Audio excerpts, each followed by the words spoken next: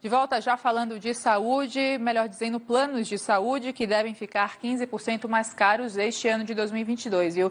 Sobre isso eu converso agora com o advogado especialista em direito à saúde, Rafael Roba. Rafael, boa tarde, bem-vindo ao Band News. Boa tarde, muito obrigado. Rafael, o que justifica essa alta? 15% é uma alta recorde, a gente pode considerar assim? Se de fato o dado se confirmar, né, se essa estimativa de fato for confirmada pela ANS, vai ser o maior índice já divulgado pela agência desde a sua criação. 15% é um índice extremamente elevado.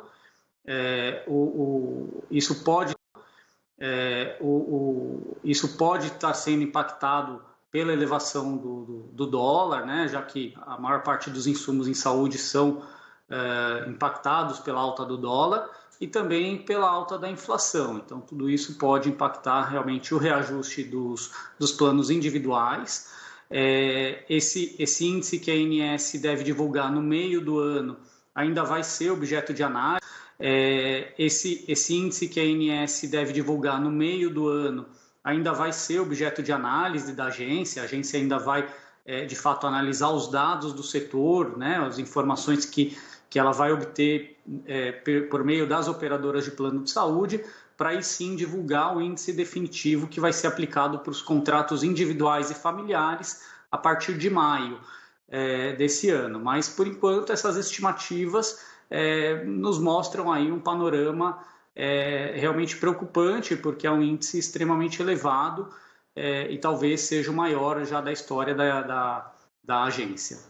Doutor Rafael, planos individuais, temos também planos, convênios, né, coletivos de trabalho, enfim, esses também sofrerão impacto? Há uma expectativa com relação a esse panorama também de plano de saúde ocupacional, enfim, ligado à empresa? Esse índice que a ANS autoriza, ele só se aplica aos planos individuais e familiares. Os planos coletivos não seguem o índice da ANS. Os planos individuais e familiares representam hoje a minoria dos contratos, né? Menos de 20% dos beneficiários de plano de saúde estão em planos individuais e familiares. A grande maioria dos consumidores está em planos coletivos, e os planos coletivos eles não têm um reajuste regulamentado. A ANS ela não controla os reajustes dos planos coletivos, e é justamente esses contratos que geram uma maior preocupação, né? Porque historicamente os reajustes dos planos coletivos são muito superiores do que os índices da ANS. Se a gente está imaginando aí um índice de aproximadamente 15% para os planos individuais, os planos coletivos devem superar a casa dos 20%,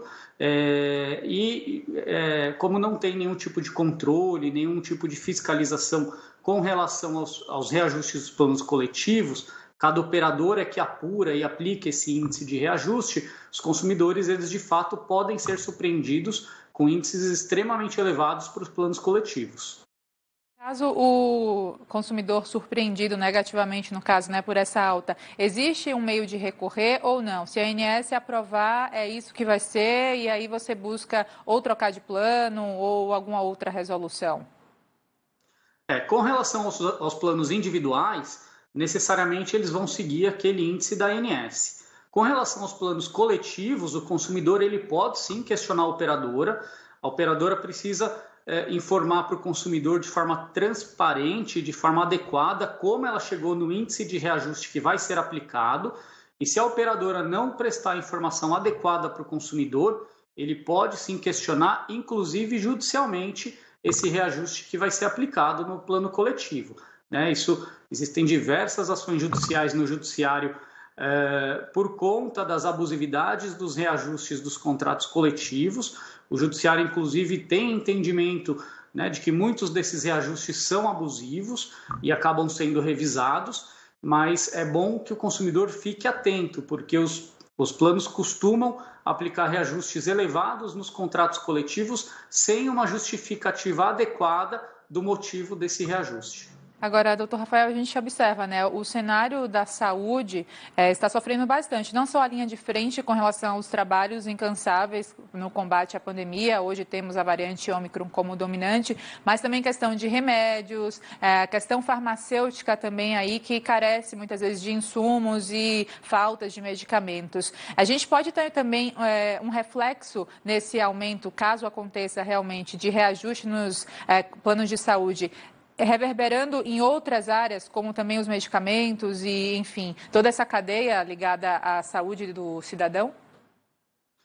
Todas as despesas assistenciais, elas são consideradas para fins de cálculo do reajuste, né? Com relação aos planos individuais e familiares, a ANS analisa e fiscaliza e determina qual é o índice máximo. Então, a ANS certamente vai considerar essas informações, essas variáveis, para fixar o índice dos planos individuais, né? O que a gente não pode ter é uma falta de transparência e uma discrepância com relação aos reajustes dos planos coletivos, né? Se a ANS autorizar 15% para os planos individuais, a operadora ela precisa justificar para o consumidor, até transparência e justificativa para que a operadora aplique até transparência e justificativa para que a operadora aplique um percentual de aumento num contrato coletivo que seja muito acima daquele índice que a ANS autorizou para os planos individuais e familiares. Caso o consumidor não tenha essa informação, não tenha essa transparência adequada e sinta que o reajuste está sendo aplicado de maneira muito elevada, de maneira abusiva, ele pode questionar a própria operadora, ele pode questionar por meio de algum órgão de defesa do consumidor e até mesmo por meio do judiciário, porque o Poder Judiciário tem combatido de maneira efetiva os reajustes abusivos que são aplicados nos contratos coletivos. E relembrando então esse prazo, maio, abril, basicamente aquele prazo ali do aniversário da contratação, então a gente tem esse prazo aí temporal para ter realmente uma resolução, é isso? O índice dos planos individuais e familiares, ele vai ser divulgado pela ANS para aplicação a partir de maio de 2022 e é válido até abril de 2023. Né? E aí, conforme os contratos forem fazendo aniversário, eles vão sofrendo esse reajuste que a ANS autorizar. Normalmente a ANS atrasa a divulgação desse índice. Tá? É comum que ela divulgue esse índice só em junho, julho, e aí os consumidores que já tiveram o aniversário do contrato entre maio até a divulgação do índice, eles podem sofrer uma cobrança retroativa referente a esse período que não foi reajustado. Justamente sobre essa cobrança retroativa que eu ia te perguntar, porque existe ainda também essa necessidade de você se precaver, né? O que pode acontecer ali, o orçamento também, você reajustar ou rever, porque existe a cobrança anterior. Você não se livra disso, mesmo que seu contrato não esteja dentro desse prazo para começar. Não se livra. Na verdade, se o aniversário do contrato do consumidor for em maio, por exemplo, e a ANS divulgar o índice de reajuste somente em julho, esse período entre maio e julho que ele não sofreu o reajuste, ele vai precisar pagar esse reajuste. Tá? Normalmente, esse retroativo é cobrado de maneira parcelada nas mensalidades futuras. Então, além do reajuste que a ANS vai autorizar, pode ser que o consumidor ainda tenha uma cobrança retroativa. É comum, doutor Rafael, o senhor lidar com casos de pessoas que têm problemas jurídicos, mesmo judiciais, com relação justamente a esses tipos de contratações? Quais são os casos mais comuns em termos de problemas mesmo que podem existir para o consumidor?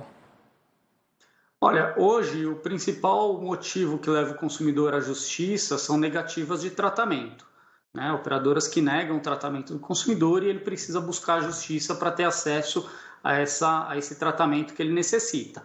O segundo principal motivo está relacionado aos reajustes dos contratos coletivos, né? Porque, como eu disse, os contratos coletivos sofrem reajustes que não são fiscalizados e nem controlados pela ANS. E é muito comum ter abusos nesses reajustes que são aplicados. Então, com relação a esse tema, o Judiciário tem recebido muitas ações e tem combatido os reajustes abusivos. Especialista em Direito à Saúde, Rafael Roba, muitíssimo obrigada pelas contribuições aqui no Tarde Band News. Até a próxima, doutor. Eu que agradeço. Uma boa tarde. Boa tarde.